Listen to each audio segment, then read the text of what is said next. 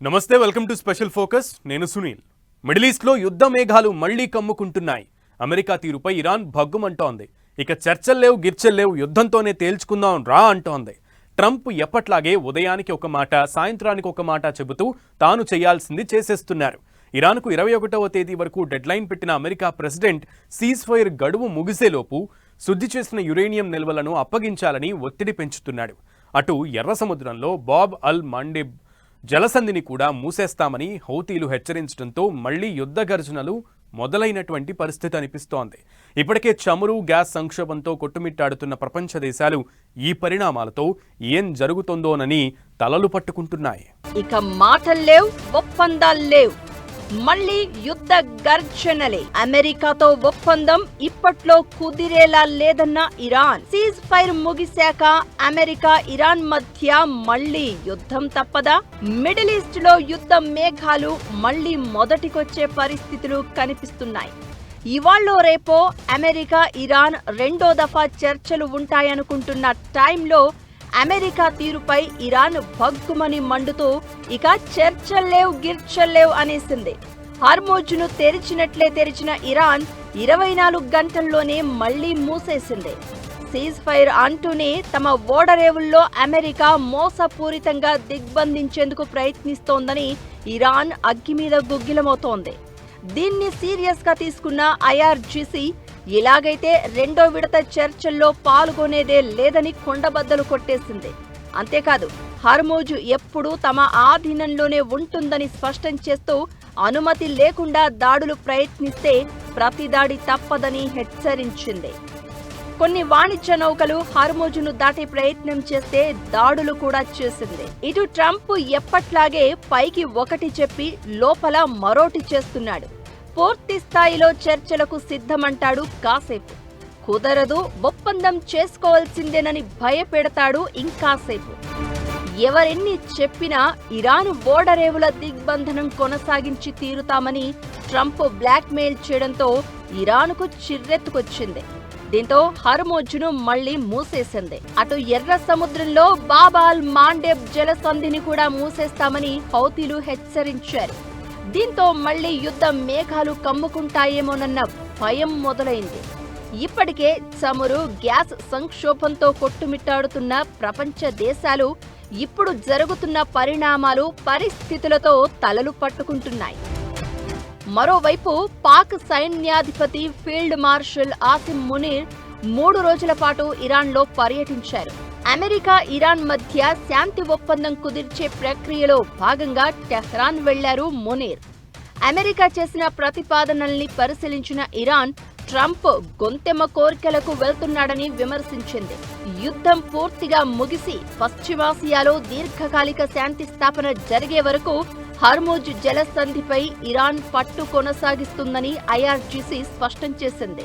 America షరతులలో handed behaviour ఉండటం వల్లనే ఈ చర్చలు ఒక అగ్రిమెంట్కు రాలేకపోతున్నాయి. దాంతో మళ్ళీ అమెరికా ఇరాన్ని స్మాష్ చేస్తా అనటం, ఇరాను మీ అంతు తేలుస్తా అనటం, ఇటువంటి మాటలతోటి మళ్ళీ ఉద్రిక్తతలు నెలకొంటున్నాయి. తర్వాత హార్ముజ్ జలసంధిని మళ్ళీ ఇరాన్ మూసేసింది. దాంతో మళ్ళీ టెన్షన్లు పెరుగుతున్నాయి. మళ్ళీ యుద్ధం స్టార్ట్ అవుతుంది అటువంటి టెన్షన్లు పెరుగుతున్నాయి. ప్రపంచవ్యాప్తంగా వరల్డ్ ట్రేడు కింది చూపులు చూస్తూ ఉంది. ఇటువంటి పరిస్థితులు మళ్ళీ ఎదుర్కోవాల్సి వస్తున్నటువంటి బాధ ప్రజల్లో ఉంది. హైతీలు మేము మాంటాబ్ జలసంధిని కూడా మూసేస్తామని చెప్పేసి, బాబ్ అల్ మండెబ్ని మూసేస్తామని చెప్పేసి హౌతీలు ప్రకటించారు. మరోవైపు ట్రంప్ కూడా ఇరాన్కు 21వ తేదీ వరకు డెడ్ లైన్ పెట్టారు. సీజ్ ఫైర్ సమయం ముగిసే లోపు ఇరాన్ శుద్ధి చేసిన యురేనియం నిల్వలను అమెరికాకు అప్పగించాలని ఒత్తిడి పెంచుతున్నారు. లేదంటే బాంబుల దాడులు తీవ్రం చేస్తామని, బలవంతంగానైనా హార్మోజ్ జలసంధిని తెరిపిస్తామని అన్నారు. ఇలా అమెరికా చెప్పేదొకటి చేసేదొకటి అంటూ మండిపడుతున్న ఇరాన్ ఆ దేశంతో చర్చలు ఇప్పట్లో సఫలమయ్యే సూచనలు కనిపించడం లేదంటోంది. ఇటు అమెరికా కూడా ఇలాగే తయారైంది. ఇరు దేశాల మధ్య మాటల యుద్ధం కొనసాగుతున్న సమయంలోనే యుఎస్ విమాన వాహక నౌక యుఎస్ఎస్ జెరాల్డ్ ఆర్ ఫోర్డ్ మళ్లీ మిడిల్ ఈస్ట్ జలాల్లోకి ప్రవేశించింది. యుఎస్ఎస్ మహాన్, యుఎస్ఎస్ విన్స్టన్ ఎస్ చర్చిల్ అనే డిస్ట్రాయర్లు కూడా మిడిల్ ఈస్ట్ జలాల్లో మోహరించేందుకు సిద్ధమవుతున్నాయి. మొత్తంగా ఇదంతా చూస్తుంటే మళ్లీ యుద్ధ వాతావరణం మొదలు కానుందని, యుఎస్ ఇరాన్ మళ్లీ వార్ జోన్లోకి అడుగు పెట్టబోతున్నాయని అర్థమవుతోంది. సీజ్ ఫైర్ తర్వాత కొన్నాళ్లు సైలెంట్ గా ఉన్న అమెరికా, ఇరాన్ చర్చలతో యుద్ధానికి ఎండ్ కార్డు వేస్తాయనుకుంటే అది జరిగే సూచనలు కనబడడం లేదు. ట్రంప్ కవ్వింపు చర్యలు, ఇరాన్ హర్ముజ్ జలసంధి వద్ద సృష్టిస్తున్న అలజడి చూస్తుంటే పీస్ టాక్స్ కంటే వార్ అరేంజ్మెంట్స్లోనే రెండు దేశాలు మునిగిపోయాయన్న అనుమానాలు కలుగుతున్నాయి. లెబనాన్పై ఇజ్రాయెల్ కాల్పుల విరమణ ప్రకటించగానే హర్ముజ్పై ఆంక్షల్ని ఎత్తేసింది ఇరాన్. కానీ అమెరికా అధ్యక్షుడి ఆదేశాలతో ఇరాన్ పోర్టుల దిగ్బంధానికి అగ్రరాజ్యం అడుగులు వేసింది. దీంతో ఇరాన్ మళ్లీ హర్ముజ్ను మూసేస్తున్నట్లు ప్రకటించింది. మరోవైపు చర్చలు లేవని ప్రకటించడంతో పశ్చిమాసియా జలాల్లోకి భారీ యుద్ధ నౌకలు, డిస్ట్రాయర్లను మోహరింపజేస్తోంది అమెరికా. దీన్ని బట్టి చూస్తే పీస్ టాక్స్ 2.0 కంటే వార్ 2.0 మొదలు కానుందన్న భయాందోళనలు పెరుగుతున్నాయి. పశ్చిమాసియా జలాల్లో మళ్లీ యుద్ధ వాతావరణం. మిడిల్ ఈస్ట్ జలాల్లో వార్ డిస్ట్రాయర్లను దింపుతున్న యుఎస్, ఇరాన్ వెంటనే యురేనియం ఒప్పందం చేసుకోవాలని ట్రంప్ ఒత్తిడి. శత్రువులకు ఘోర పరాభవం రుచి చూపిస్తామన్న ముజ్తబా. ఇటు బాబాల్ మాండెబ్ను మూసేస్తామని హౌతీల హెచ్చరిక. రెండో దఫా చర్చల ప్రస్తావనే లేదని ఇరాన్ చెప్పడం, హర్ముజ్ జలసంధి వద్ద కొరకరాని కొయ్యగా మారిన ఇరాన్ని లొంగదీసుకోవాలని అమెరికా ఎత్తుకు పై ఎత్తులు వేస్తూ ఉండడం, ఇవన్నీ చూస్తుంటే మళ్లీ యుద్ధం వైపే ఇరు దేశాలు కాలు దూవుతున్నట్లు కనపడుతోంది. ఇప్పటికే గల్ఫ్లో ఇరాన్ పోర్టులు, నౌకల దిగ్బంధనంపై దృష్టి పెట్టిన అమెరికా ప్రెసిడెంట్ ట్రంప్ ఇప్పుడు ప్రపంచవ్యాప్తంగా ఇరాన్కు చెందిన నౌకలపై ఫోకస్ పెట్టబోతున్నారు. ఇరాన్ వాణిజ్య నౌకలు, చమురు ట్యాంకర్లు ఎక్కడ కనిపించినా సీజ్ చేయాలనే వ్యూహంపై కసరత్తు చేస్తున్నారు. ఇరాన్ ఏదైతే హర్ముజ్ జలసంధిని దిగ్బంధించి వార్పై కంట్రోల్ సాధించాలని చూస్తుందో అదే జల రవాణా మార్గాలను, ఇరాన్ నౌకలను దెబ్బతీయాలి అనేది అమెరికా వ్యూహంగా కనపడుతోంది.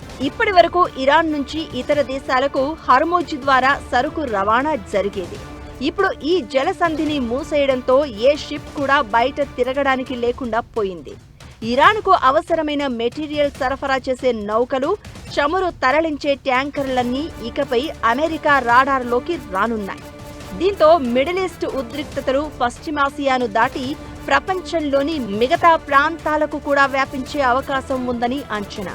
ఇదే జరిగితే ఇరాన్పై ఆర్థిక ఒత్తిడి పెరుగుతుంది. అప్పుడు మళ్లీ చర్చలకు వస్తుందని ట్రంప్ భావిస్తున్నాడు. ప్రస్తుతం ఇరాన్ రోజుకు 16 లక్షల బ్యారెళ్ల చమురును విక్రయిస్తోంది. అందుకే ఇరాన్ ఆర్థిక మూలాలను దెబ్బకొట్టేలా పెంటగాన్ ప్లాన్ వేస్తోంది. ఇటు ఇరాన్ కూడా అస్సలు తగ్గేదేలే అంటోంది. మళ్లీ దాడులు జరిగితే శత్రువులకు ఘోర పరాజయం రుచి చూపిస్తామని, అందుకు తమ నౌకాదళం సిద్ధంగా ఉందని ఇరాన్ సుప్రీం లీడర్ ముజ్తబా ఖమేనీ కీలక హెచ్చరికలు చేశాడు. ఇరాన్ సార్వభౌమత్వం, హక్కులను కాలరాసే ఎలాంటి చర్యలను సహించేది లేదన్నారు. అమెరికా ఆధిపత్య, అహంకార ధోరణిని టెహ్రాన్ అంగీకరించదని ముజ్తబా చేసిన కామెంట్స్ చూస్తుంటే సీజ్ ఫైర్ తర్వాత యుద్ధం తప్పేలా లేదన్న సంకేతాలు వెలువడుతున్నాయి. మళ్ళీ ఇరాన్ని రెచ్చగొట్టి, ఇరాన్ ప్రతిఘటించి ఈ విధమైనటువంటి పరిస్థితులు ప్రపంచానికి శుభదాయకం కాదు. వరల్డ్ ట్రేడ్కి అసలే కాదు. ఏషియన్ కంట్రీస్కి ఇంకా డిజడ్వాంటేజ్. కాబట్టి ఈ పరిస్థితుల్లో చర్చలు ఫలవంతంగా మళ్ళీ పునఃప్రారంభమై ప్రపంచ శాంతికి ఉపయోగపడటం అవసరం.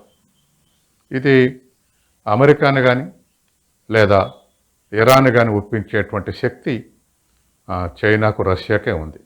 కాబట్టి ఈ స్థితిలోనైనా కొంతమేరకు భారత్కు, ఈ స్థితిలోనైనా ఈ 3 దేశాలు జోక్యం చేసుకోవటం అనండి, లేదా ఇనిషియేషన్ తీసుకొని చర్చలు జరిపి కొంతమేరకు కన్క్లూజన్ తీసుకొస్తే అన్ని దేశాల భవిష్యత్తుకు మంచిది.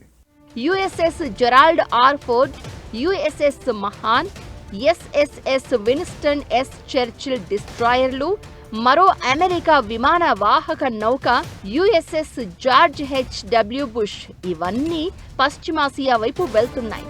ప్రస్తుతం ఇవి దక్షిణాఫ్రికా తీరంలో ఉన్నాయి. యుఎస్ఎస్ అబ్రహం లింకన్ ప్రస్తుతం అరేబియా సముద్రంలో మోహరించి ఉంది. అగ్రరాజ్యం మళ్లీ పశ్చిమాసియాలో నౌకాదళాన్ని మోహరిస్తూ ఉండడంతో ఏ సమయంలో ఏం జరుగుతుందోనన్న ఆందోళన అన్ని దేశాల్లో నెలకొంది.